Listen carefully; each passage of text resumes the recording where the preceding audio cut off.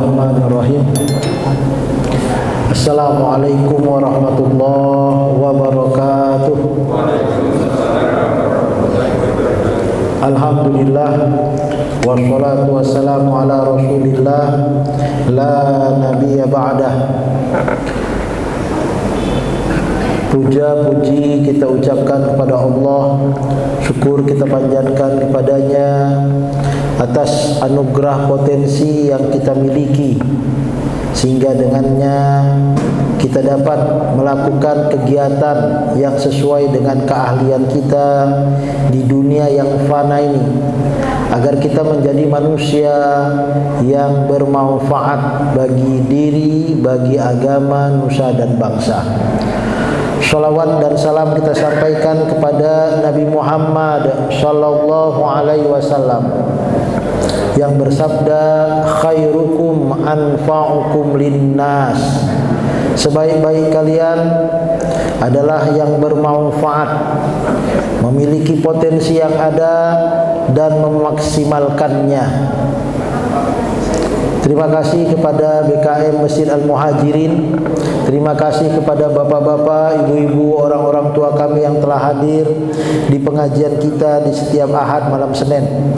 Tema kita hari ini 5 hal tentang memaksimalkan potensi. Semua orang punya potensi, semua orang punya kemampuan, dan dia terlahir dengan kemampuan yang terbatas itu supaya dia saling mengisi kekurangannya dan melengkapi kelebihannya.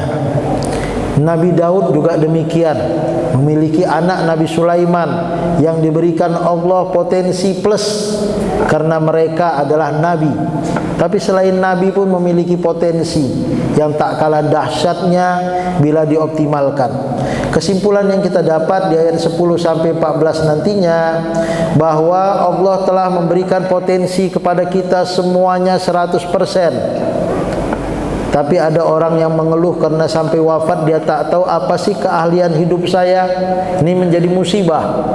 Maka di luar negeri, anak TK itu sudah diajari berbagai macam keterampilan, sampai akhirnya dia sampai pada satu posisi, potensi saya ini. Umur 3 tahun sudah berenang, dilatih berenang, dilatih apa? Kalau kita dilatih ngaji, dilatih bahasa Arab, dilatih bahasa Inggris, dilatih komputer, sehingga dia sampai pada satu titik, saya nampaknya memiliki potensi di sini. Kembangkan. Yang kedua, untuk apa sih potensi yang dimiliki? Untuk menebarkan kebaikan lah. Karena Bapak, Ibu, dan saya, seluruh manusia ini terlahir dengan fitrah kebaikan. Islam itu baik, dan baik sesuai dengan ajaran Islam. Maka kenapa kita akhirnya bisa memaksimalkan potensi ini? Karena Allah izin. Ada bakat yang terpendam, betul-betul terpendam sampai masuk kuburan. Boleh jadi karena Allah tak izin. Maka dekatkan diri kepada Allah. Mudah-mudahan kita cepat kenal potensi kita. Pertama dan utama, kita punya rumah di surga. Jangan sampai pulangnya ke neraka lah. Ini gak tahu bakatnya. Bakat hidup kita itu di surga. Ayah mak kita itu dari surga. Maka berkat izin Allah terus kita berdoa, berikhtiar dan berusaha agar kita pulang ke surga dan hidup di dunia bahagia. Karena tak mungkin orang yang pulang ke surga hidup di dunianya menderita. Karena dia tak berdoa lah itu ya. Doa kita kan fid dunya hasanah wa fil akhirati hasanah. Baik di dunia, baik di akhirat. Yang enggak berdoa saja dikabulkan Allah, masa yang berdoa enggak dikabulkan Allah? Berarti ada sesuatu dalam hidup dia, kenapa akhirnya Allah tak mengabulkan doanya. Yang keempat, yang tidak mengoptimalkan potensi sama dengan kufur nikmat. Hidup saling menghargai setiap potensi masing-masing.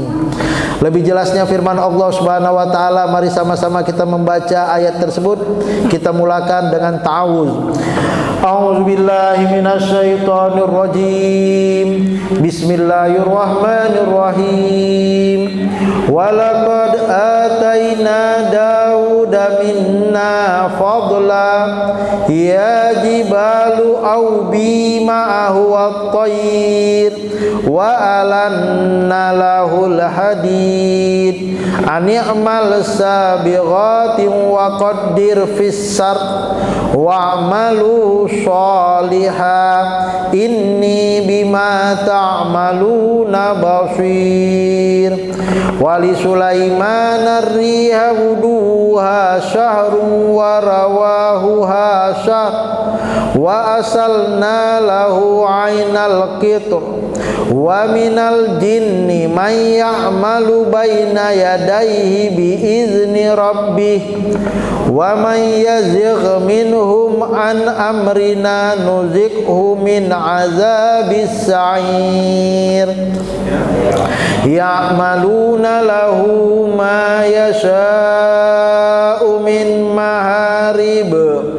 wa tamasila wajifanin kal jawab wa kudurir rasiyat i'malu ala Dawuda syukra wa qalilum min ibadiyasy syakur falamma qadayna alaihil mauta ma dallahum ala mautihi illa dabbatul ardi ta'kulu min sa'atah falamma kharra tabayyanatil jinnu an law kanu ya'lamunal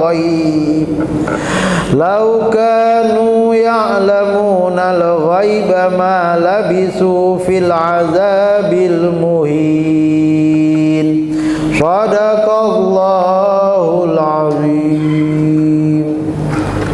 Kita mulakan dari ayat 10. Walaqad ataina Dawuda minna fadla. Sungguh telah kami Allah yang memberikan kepada Nabi Daud potensi, karunia, fadilah, keunggulan, minna ya, dan itu dari Allah. Kami yang memberi dan itu dari kami. Dua kali Allah mengatakan ataina, itu kami memberi, fadla minna, fadilah dari kami. Jadi ini menjadi catatan penting bahwa potensi itu dari Allah. Dan itu bukan Allah jealous loh. Kok dia pintar kali. Kadang-kadang gurunya ngasih sikit, muridnya lebih pintar dari gurunya. Ada yang berlapang hati, ini muridku. Ada yang kecil hatinya, kok lebih pintar dia. Yang lebih parahnya lagi, yang pintar ini akhirnya harus digeser, mengganggu senior mau lewat. Tapi tidak dengan Allah. Semua karunia itu dariku, nikmati. Ya jibalu aubi ma'ahu, lihat, gak tanggung-tanggung kekhususan Nabi Daud. Daud itu ayahnya, anaknya Nabi Sulaiman. Kami berfirman, wahai gunung-gunung dan burung-burung, bertasbihlah berulang-ulang bersama Nabi Daud. Lihat, anaknya paham bahasa semut, ayahnya paham bahasa burung. Wah, ini ilmu kelas tinggi lah ya. Kita bahasa Arab saja sampai sekarang belum paham gitu ya. Kalau nggak dengan terjemah masih payah. Bahasa Inggris alhamdulillah ada Google Translate ya kan. Masih bisa lah. Bukan karena kita yang hebat, tapi Google Translate-nya yang membantu kita. Walaupun terkadang yang diterjemahkannya agak ngawur gitu ya kan. Ketua badan, kepala badan. Kepala itu head, badan itu body gitu ya. Ya, jadi head body. Ya gitu ya kan. Cocok enggak itu? Kepala badan badan pemeriksa keuangan, head body. Ya kan gitu ya. Cocok itu. Enggak cocok lah ya, tapi Google Translate-nya akan begitu bunyinya ya. Iya. Tapi begitulah dia Nabi Daud. Yang lebih dahsyatnya gunung. Gunung bertasbih. Ngomong aja kita enggak paham. Kapanlah gunung ini ngomong? Ya. Wa alanna lahul hadid. Maka ada surat khusus namanya surat besi. Dan Nabi Daud kecil orangnya. Ini Nabi Daudnya anak bawang. Dibandingkan abang-abangnya, Nabi Daud ini anak bawang. Ngotot kali ingin perang, membunuh Jalut. Tapi luar biasa Bapak Ibu yang dirahmati Allah, orang yang di mata sebelah, orang yang dipandang sebelah mata itu karena saking kan kata kita, udahlah ikut dia main tapi anak bawang. Kalau dia ngelanggar, maklumi aja lah, namanya juga masih anak-anak, belum di atas umur, masih di bawah umur. Karena badannya kecil, dia bisa melunakkan kebuat ketapel. Ketapelnya mungkin dari besi. Dia panah itu Raja Goliat, Jalut. Wa qatala Dauda Jaluta. Nabi Daud yang kecil ini, bapaknya bilang, udahlah ini anak kecil ngotot kali mau ikut perang, bawa, jaga dia ya, ini belum cukup umur. Perang paling depan, bunuh. Wah, mati langsung Jalut. Pakai baju besi, cuman matanya saja yang nggak pakai baju besi, karena semua ditutup pakai besi. Kena mata Jalut itu, moncrot darah, mati di tempat. Anak kecil saja sudah bunuh kayak gitu, apalagi yang lain. Kocar kacir, menang pasukan Daud. Inilah dia, wa alanna lahul hadid. Akhirnya Daud menjadi nabi dan kemudian diangkat sebagai seorang raja. Dia bisa, kalau kita mungkin harus pakai mesin memutar, membuat biji besi berubah menjadi butir ketapel, atau mungkin untuk baju besi. Dia buat baju besi sendiri karena kepandaiannya. Apakah ini mukjizat tangan dia atau memang dia pandai? Wallahu alam. Tapi yang ianya, dia bisa membuat baju besi. Nah, ini contoh baju besi itu ya. Perang dalam dunia moral dan rohani, baju besi pelindung juga diperlukan. Jadi walaupun kita berperang,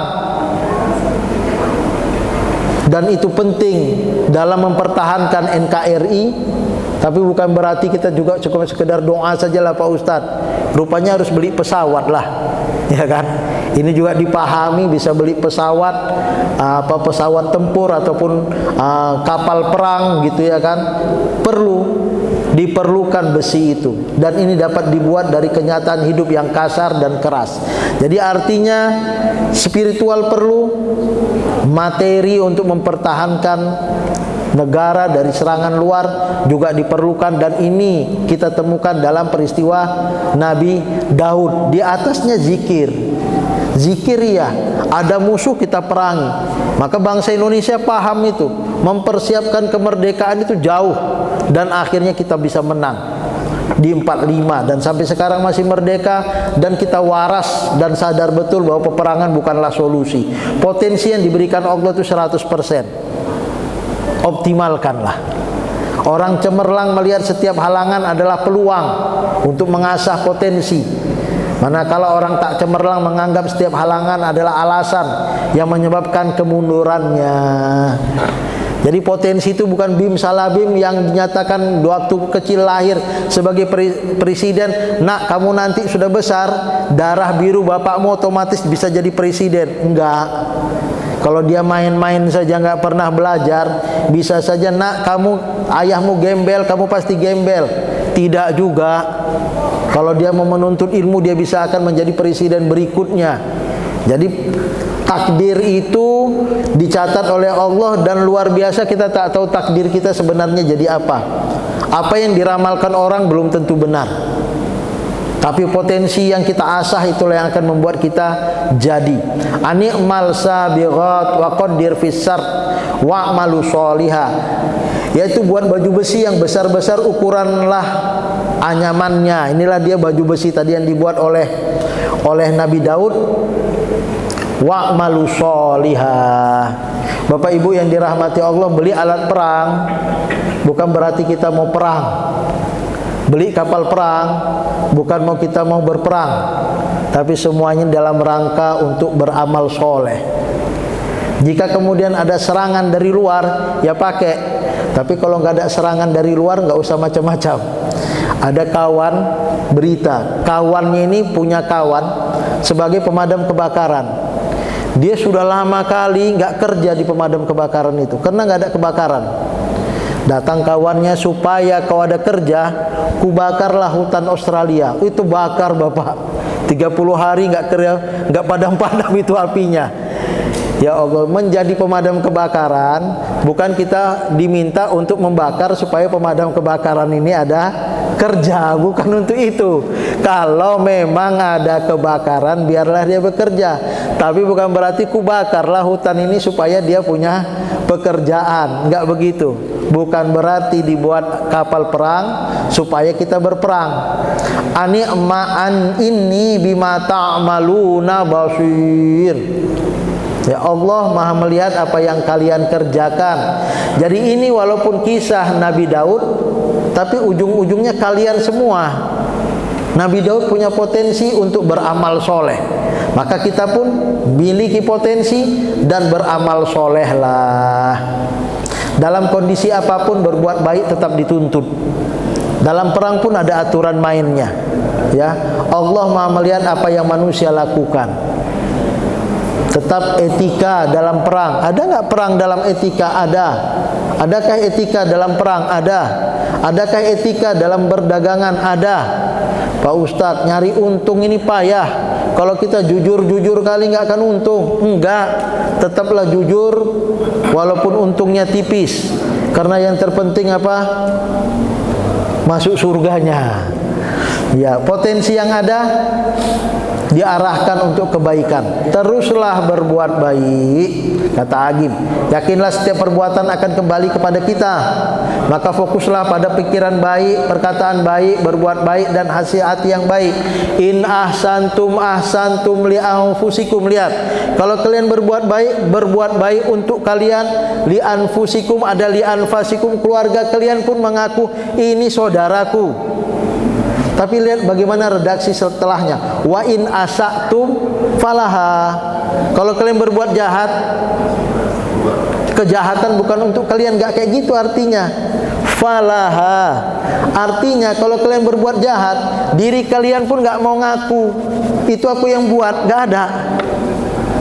Bukan fa isaatikum li anfusikum, enggak begitu. Ya kan, seharusnya kalau kalian berbuat jahat, maka kejahatan itu kembali kepada diri kalian. Tapi Allah tidak mengatakan wa in asa'tum fa isaatikum li anfusikum, enggak. Tapi falaha, karena enggak ada orang mau ngaku bahwa dia berbuat jahat kalau masih dia punya nafsun, punya hati.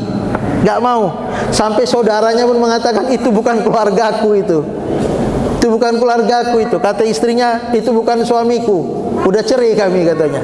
Kata anaknya, itu bukan ayahku lagi katanya. Nah, inilah dia. Maka kenapa harus berbuat baik? Karena sebenarnya kita ini baik. Kita ini orang baik. Wali Sulaiman riha wuduha syahr warawahuha syahr. Lihat, kami tundukkan angin. Maka dulu ada film Permadani Terbang. Bagaimana Nabi Sulaiman itu memperdayakan angin. Perjalanan yang begitu lama, sebulan, ya kan? Baliknya sebulan, bisa diselesaikan dengan cepat. Ya, kami alirkan cairan tembaga baginya. Wa asalna lahu ainal qitr. Bapaknya bisa mengolah besi, dia bisa mengolah tembaga. Ini transfer ilmunya jelas loh. Terkadang ada ayahnya pinter buat perusahaan, begitu wafat ayahnya dijual itu perusahaan. Kata kawan-kawan kita yang di Singamangaraja itu, banyak perusahaan orang Padang akhirnya anaknya nggak bisa neruskan. Ada rumah sakit di situ sekarang tutup, ya kan? Ada hotel sekarang kosong.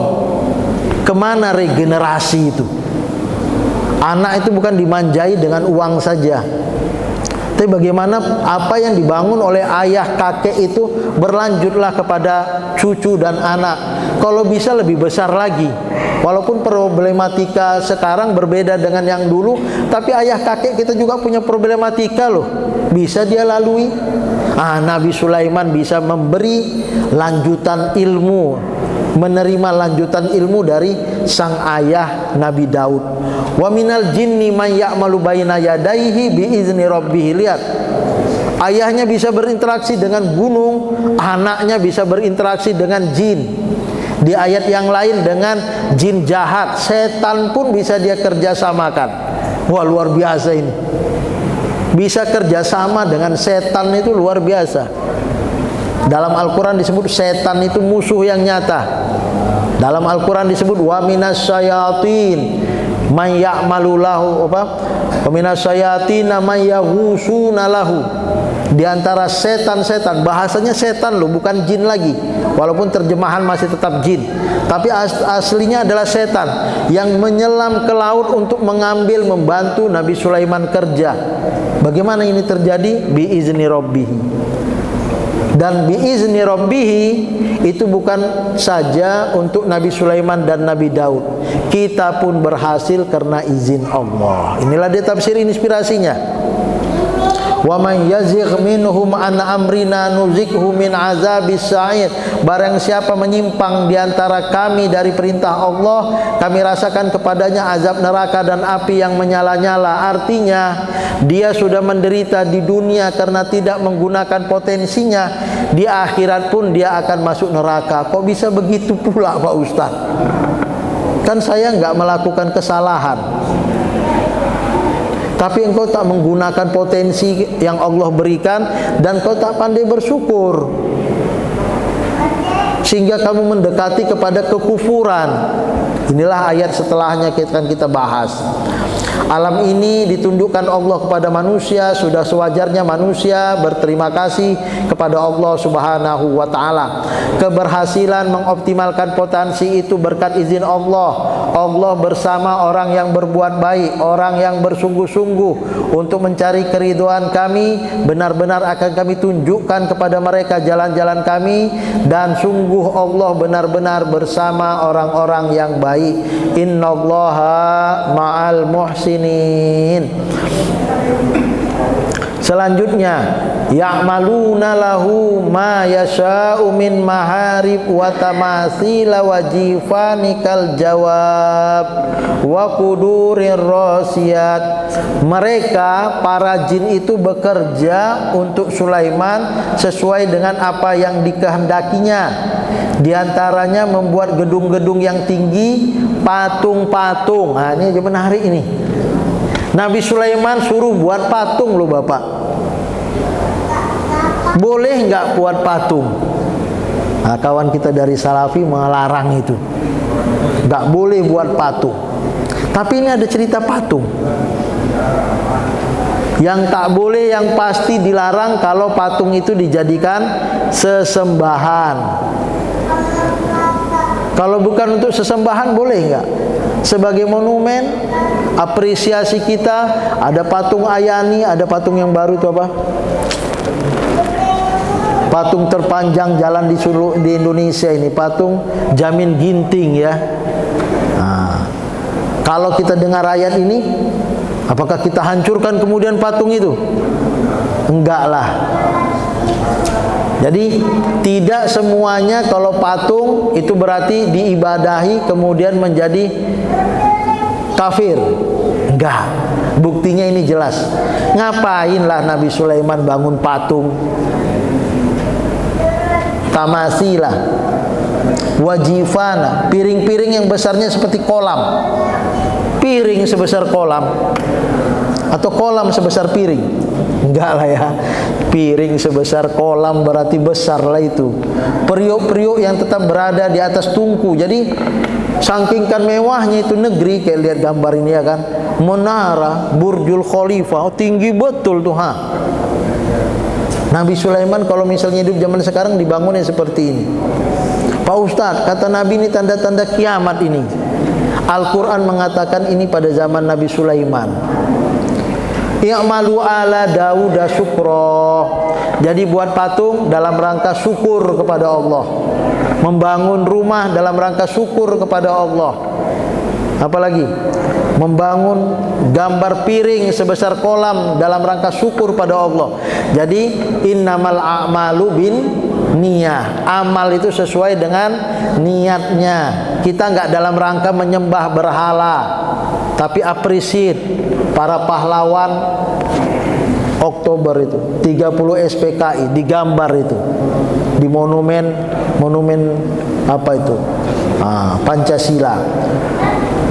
Syukro qalilun min min ibadiyas syakur, sedikit orang yang pandai bersyukur. Maka kemarin kita undang ada perwakilan dari masjid ini, merupakan apresiasi syukur kita atas sudah 10 tahunnya tafsir inspirasi. Kita buatlah acara tafsir inspirasi award yang diberikan langsung oleh Gubernur Sumatera Utara, dan kita ini sekadar perpanjangan tangan saja dan lidah saja. Alhamdulillah acaranya berjalan lancar sesuai dengan harapan, walaupun mungkin sana sini masih ada kesalahan, kesilapan, mohon dimaafkan. Ini bagian dari syukur. Kita berterima kasih kepada manusia, bukan kemudian kita lupakan Allah. Kita berterima kasih kepada Allah, berterima kasih kepada manusia, maka sampai ada patung sebagai wujud penghargaan.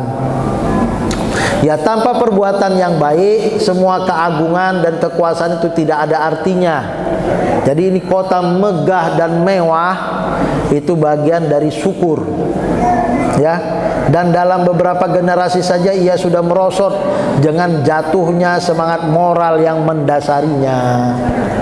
Jadi yang membuat akhirnya kenapa kok generasi setelah Sulaiman ini nggak optimal lagi? Atau bagaimana generasi yang hebat itu akhirnya kok jatuh gitu? Ini moral. Nabi Sulaiman masih appreciate kepada ayahnya. Tapi boleh jadi anaknya sudah sangkingkan mewah kayanya, malas bekerja, menikmati fasilitas. Gunung pun kalau tiap hari dikeruk, rata itu Bapak. Uang juga begitu. Maka dikelolalah supaya, dan itu bermula dari moral. Yang paling cepat hancur perusahaan kita apa? Abang adik begaduh. Abang adik begaduh, ayah sudah capek-capek bangun, abang adik mempertahankan saja pun payah, begaduh pula, saling sikut-sikutan, bahkan saling bunuh-bunuhan karakter. Gak bagus tuh abangku itu. Kau pun adikku gak ada apa-apanya, habislah udah itu. Ini dinama semangat moral yang mendasarinya. Maka yang keempat, tidak mengoptimalkan potensi, bagian dari kufur nikmat. Ingatlah kepadaku, aku juga akan ingat kepada kalian. Bersyukurlah kepada Allah, janganlah kalian kufur. Maka dekat kepada Allah, dan hubungan keluarga harus ditanamkan sejak sedini mungkin. Anakku, ini kita bangun, ayahmu telah membangun, kalian jaga itu. Gak ada manusia yang sempurna. Abang gak sempurna, adik tak sempurna, tapi yang sudah ada ini disempurnakanlah. Keberadaan abang bukan mencaci adik, keberadaan adik bukan memaki si abang, tapi saling melengkapi. Bagian dari syukur atas anugerah Allah dan apa yang telah dibangun oleh ayah dan keluarganya. Falamma qadaina alaihil mauta ma dallahum ala mauti illa dabbatul ardi ta'kulu min sa'atah. Ini menarik Bapak Ibu. Inilah dia, semua orang, semua makhluk memiliki potensi. Ketika kami telah menetapkan kematian atas Nabi Sulaiman, tak ada yang menunjukkan kepada mereka kematiannya kecuali rayap yang memakan tongkatnya. Lihat, rayap pun punya potensi. Yang selama ini rayap tahu kita ngerusak, maka ada pembasmi rayap. Rupanya dia punya kepentingan juga.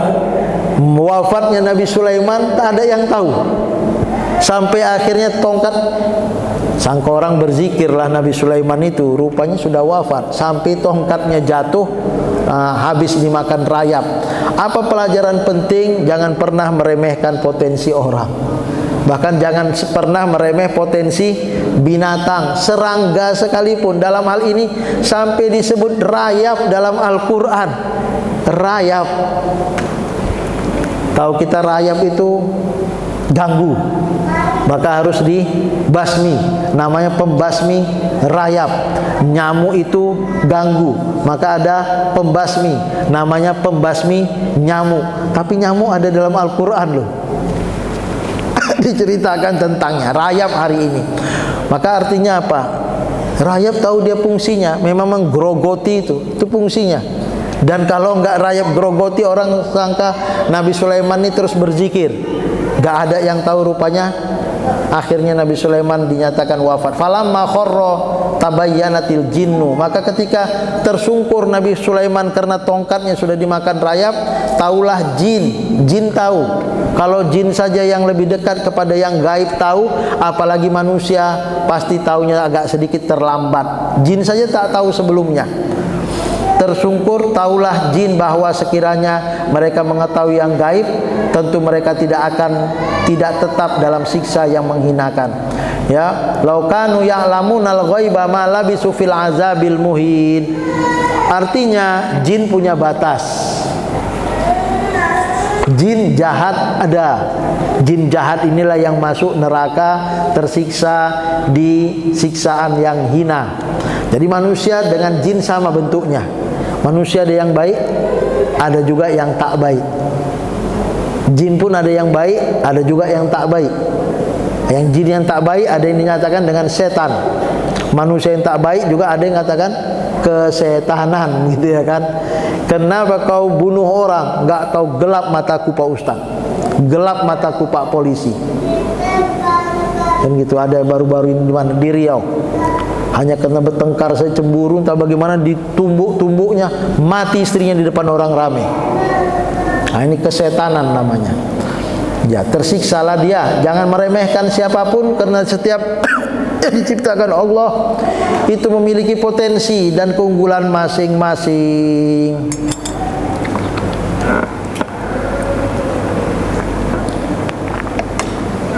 Pepatah Arab mengatakan la tahtakironna man dunaka falikulli syai'in maziyah. Setiap apapun ada keunggulannya. Hidup saling menghargai potensi masing-masing dan makhluk lain. Ya kan? Jadi boleh enggak kita basmi serangga Pak Ustaz? Itu pertanyaannya. Kalau dia mengganggu bolehlah. Bolehkah kita bunuh semut atau nyamuk Pak Ustaz? Kalau dia ganggu bolehlah. Dan jangan membunuh binatang dengan api. Karena yang boleh membunuh dengan menyiksa dengan api hanya Allah Subhanahu wa taala. Dengan demikian kita sudah berada di kesimpulan 5 hal tentang memaksimalkan potensi inspirasi dari Nabi Daud dan Nabi Sulaiman. Bahwa potensi yang diberikan Allah itu 100%.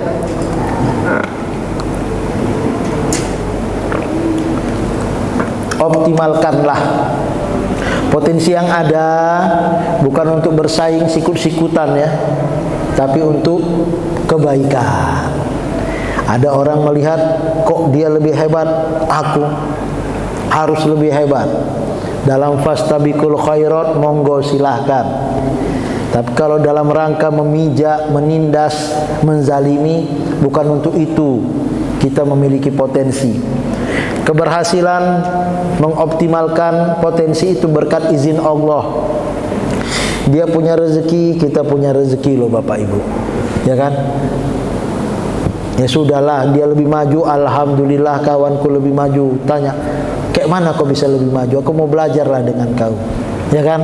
Ini rahasia perusahaan. Sikit-sikit pun jadilah, biar sama-sama maju kita. Itu kan jauh lebih enak ya kan? Bukan maju dia, kita dukuni loh biar gak laris gitu ya kan. Jangan sampai. Yang keempat, tidak mengoptimalkan potensi, kufur nikmat namanya. Hidup saling menghargai potensi masing-masing dan makhluk lain. Ini yang bisa kita sampaikan. Waktu kita masih ada 9 menit. Bagi Bapak Ibu yang ingin bertanya, kami persilahkan.